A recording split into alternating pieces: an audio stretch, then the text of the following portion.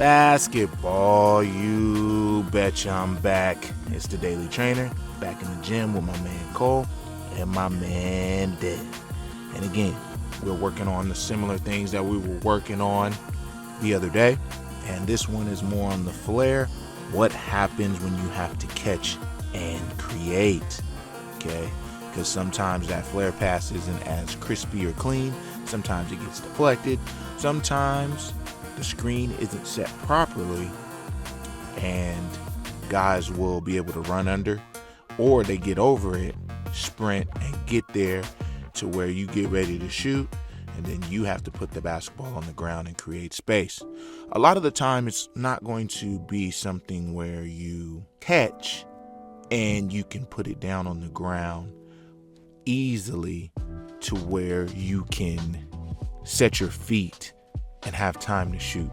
So it's really something where you're going to be on the move and it's going to be uncomfortable, and you're going to have to do a lot of focusing on your footwork here. What I see Cole doing a lot on this drill is he's doing a lot of pausing just because he wants to really feel the effect of his balance. And you see that he's not making shots as consistently as he's done on other episodes. And it's really just based off the movement and the moves. Now, are these moves that he's going to be doing consistently? Maybe some, but not all of them. But the different variation of moves gives you a different variation of footwork, which then gives you the opportunity to understand your balance. And again, you want to do these moves full speed. You want to pound that basketball. You want it to be waist high so that you're able to counter if you need to. And also, you want to be able to have it in your shot pocket as quick as possible so that you can get that basketball up and above defenders. Okay?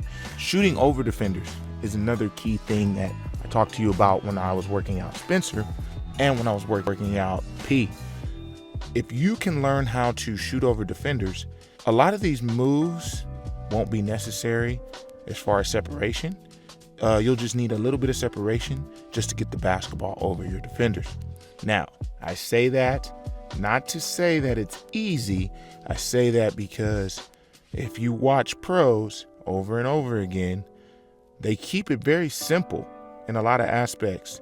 And if you see some of these reps from these guys, Cole and Dev, these are the simplicity type moves that they use for some of them. And really, it's just the ability to shoot over, right? The Carmelo Anthonys, the Devin Bookers, right? And I know I'm talking about guys who are 6'7", 6'8", and I am working out guys that height. Dev is about 6'3", and then Cole's about 6'4", 6'3". So as long as they work on a little bit more elevation in the mid-range, they should be able to get that same CJ McCollum feel. Chris Paul does a really good job, even though he shoots it like from the side. So those are just some of the guys that that come to mind right off the bat when I'm talking about it with you. A lot of us are learning how to shoot pushing from our chest, and that's okay to start, but don't get in the habit of that because you want to make threes. You're going to have to play off of that three-point line, and you're going to have to be able to make shots when being pressured off, okay? And a lot of them are going to be contested. Not all your shots are going to be clean looks. So this is why I'm talking about this. Now, as much as it seems like the same thing over and over again, when you watch some of these workouts, it absolutely is. And it has to be, because you have to continuously do this so that the game feels like a drill. You can't do this one day, then do another drill the next day and the next day and the next day. Everything is different because you don't want to get bored. You almost want to get so bored with this that you're great at it. And once you become bored with this, it's not something that you don't go back to, but it's just something that now you touch on, and then you can move on to the next progression of what you need to do. Now, we move to the other side of the floor, and then I just wanted you to basically see just the movement. Like, I don't want you to pay attention to the beginning part. I just want you to see when they catch and then when they do all the movements. It's not aesthetically pleasing as, most training videos. But again, as I said before, this is something that you want to focus on more of, and that's the footwork and the ability to understand your balance when moving fast. Again, taking a look from Dev to Cole, Dev is very good in his movements, getting to the basket, but now when it's time to set his feet and set up, there's a lot of imbalance in what he's doing. And it's not because he's not trying to, it's just he's putting so much emphasis on his move to sell it. That's what he feels is necessary to get his space for his shot, instead of putting more emphasis on getting set, getting the proper hand placement on the ball, getting the lift on his shot, and then getting that shot up and over the defender.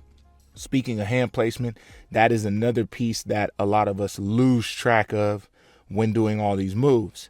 So we'll do everything, we'll have all the footwork right, we'll get the separation, we'll get the elevation, and then our hands aren't placed on the ball correctly. So our ball's going right, going left, going long, going short.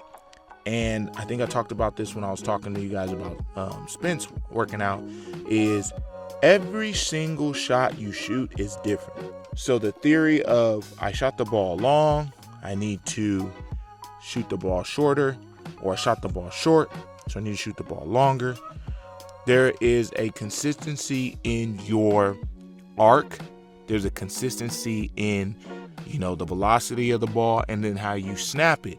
So with that rotation, that is some of the things that you need to focus on.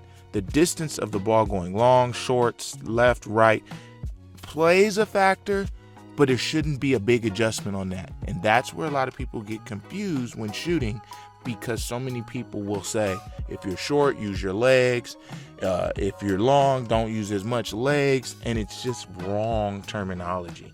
And not to say anybody or discredit their knowledge of basketball, but it's just working with so many different shots and so many different athletes, you have to explain it different. So yeah, they may not be getting enough from the lower part of their body, but some kids are bending their knees to a point to where there's no shot fake available. There's no head fake where you can step through. And it's just, there's no rhythm to counters, right? Because you don't always have to dribble the basketball to counter. You can counter just with your shot fake. So something to think about when doing this. And then as you can see, Dev has started to slow down his footwork more, and you see more consistent makes because of that. And I said it in a couple episodes ago when we were working out at the track. He gave me a call and told me that his coach told him that, he loves that he's able to get to the rim and he's able to create, but he wants him to play off the ball right now, which we've been working on. And he wants him to be able to hit 1 dribble and 2 dribble pull-ups. So again, the simplicity of the game is what the coach cares about, and that's what's going to get him to play. So are you willing to do those things to play? And that's what you have to, keep in mind when preparing to try out for a team, or, make an impression on, a coach who's never seen you play. All right, Basketball U, that's it. My guys are always working hard, and I know you guys are too. So keep at it. And remember, someone's always working. Are you?